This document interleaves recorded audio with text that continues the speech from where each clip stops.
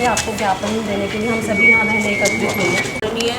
Supreme court ने 3 महीने के लिए उनको मेडिकल ग्राउंड पे पैरोल दी, तो ये पैरोल उनकी एक्सटेंड की जाए। हमारी ये प्रार्थना आप माननीय प्रधानमंत्री और राष्ट्रपति तक कृपया पहुँचाने की कृपा करें कि एक वृद्ध संत को आजीवन कारावास की सज़ा, एक लड़की के छेड़खानी के आरोप लगाने पर उनको आजीवन कारावास की सज़ा दे दी जाती है।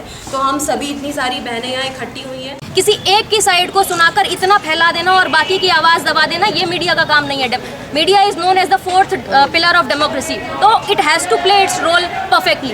तो जो हम लोग आज यहाँ इकट्ठे हुए हैं, हमारी आवाज़ मैं चाहूँगी पूरे देश भर में सुनाई दे और ये एक चैलेंज की तरह लिया जाए कि इतनी सारी बहनें एकत्रित हुई हैं, इतनी सारी बहनों की आवाज़ है, तो कुछ तो उस बात के पीछे तथ्य रहा होगा। तो उस तथ्य को खुरेदिए, देखिए, केस को और खुलवाइए ताकि ये केस दबा हुआ ना रह जाए। जो पुरुष इतने सालों से सहता आ रहा है प्रताड़ना, वो अब भी सहता ना आए। भारत है, डेमोक्रेसी है, यहाँ हर केस अच्छे से सॉल्व होना चाहिए। सुप्रीम कोर्ट को अपना काम अच्छे से करना चाहिए। और जब हम इतनी आवाज़ उठा रहे हैं तो मेरा ये मानना है, मेरा ये आशा है कि हमारे देशवासी इसको सुनेंगे, हमारी मीडिया, हमारी कानून व्यवस्था इसको सुनेगी और इस पर नज़र डालेगी। प्रशासन के साथ साथ ये सामाजिक भी मुद्दा है कि समाज को भी इस चीज़ को ध्यान रखना चाहिए कि एक स्त्री ने आरोप लगाया तो क्या वाकई ऐसा ही है, पूरा समाज भी उसी पुरुष के ऊपर हावी हो जाता। अगर बापूजी बाहर होते तो शायद हमारा समाज और ज़्यादा ऊंचाइयां पकड़ता, शायद हमारे समाज की जो जनता है वो अपना चारित्रिक और उत्थान करती, समाज का उत्थान होता दिन ब दिन। लेकिन 12-13 साल में कितना समय वेस्ट हुआ, हमारे बापूजी का कितना जीवन व्यर्थ गया, उसका हम वंचित हुए, समाज वंचित हुआ। तो निश्चित ही उस लड़की को इस चीज़ के लिए सज़ा मिलनी ही चाहिए।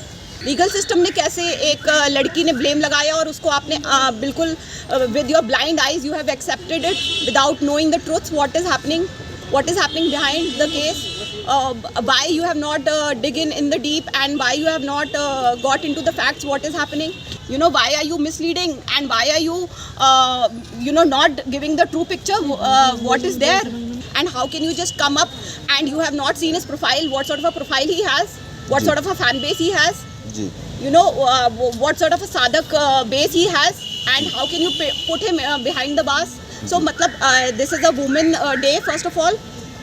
So my thing is that ki as a we all have gathered over here and we want our Bapuji to be in a safe condition. तो एक संत जिन्होंने संस्कृति को बचाने के लिए 60 वर्षों से अपना जीवन बलिदान कर दिया, उनको 12 वर्षों तक जेल में डाल के रखा।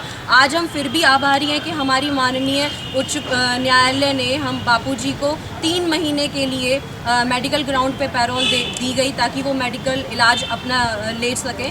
और हम यहाँ सभी बहनें डीएम ऑफिस में एकत्रित हुई थी ताकि हम डीएम सर को ये ज्ञापन सौंपें कि माननीय हमारे प्रधानमंत्री, राष्ट्रपति तक हमारी प्रार्थना पहुंचाई जाए, हम सभी बहनों की प्रार्थना पहुंचाई जाए कि बापूजी की ये पैरोल को एक्सटेंड किया जाए और उनको ससम्मान बरी किया जाए। ये एक षड्यंत्र के तहत किया गया कि पॉस्को एक्ट भी सिर्फ तभी बनाया गया जब बापूजी को पकड़ना था, बापूजी के लिए षड्यंत्र रचा गया। उसके तुरंत बाद पॉस्को एक्ट भी हटा दिया गया। और जब लड़की शाहजहाँपुर की थी, उसके साथ केस शाहजहाँपुर में हुआ तो उसने कंप्लेंट दिल्ली में क्यों करवाई, क्यों 3 दिन इंतजार किया? अगर उसके साथ गलत हुआ था तो वहीं के वहीं रिपोर्ट कराती ना वो। सनातन धर्म के लिए बाबूजी ने जितने कार्य करे हैं इतना किसी और संत ने नहीं करे। तुम भारत के पूरे विश्व में देख लो, और खासकर मीडिया ने क्या करा, सिर्फ बाबूजी का कुप्रचार करा। एक बार उन्होंने जाके देखा नहीं बाबूजी ने कितने दैवी कार्य करे। ऐसे संत को जो इतने सारे दैवी कार्य जिन संत ने किए हैं, उन संत को एक पॉक्सो एक्ट के तहत आजीवन कारावास सुना दिया जाता है।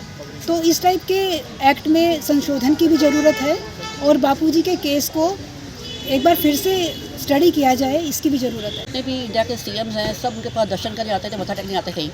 जब से वो 12 साल से जेल में गए हैं, किसी एक माई के लाल में हिम्मत नहीं हुई है कि आगे उनके सपोर्ट में खड़ा हो जाएं। तो वो जो सीएम सारे गए थे उनके पास मत्था टेकने के लिए, क्या सब फेक थे? किस पे इतनी हिम्मत नहीं है कि आगे आके उनको सपोर्ट करें? जो कुछ हमारे कानून में लूप होल्स हैं वो हमारे ठीक होने चाहिए और सबको न्याय मिलना चाहिए, और हम उसमें सबसे पहले नंबर हमारे बापूजी का आना चाहिए। अगर भारत को विश्व गुरु बनाना है तो पूज्य गुरुदेव को ससम्मान रिहा किया जाए।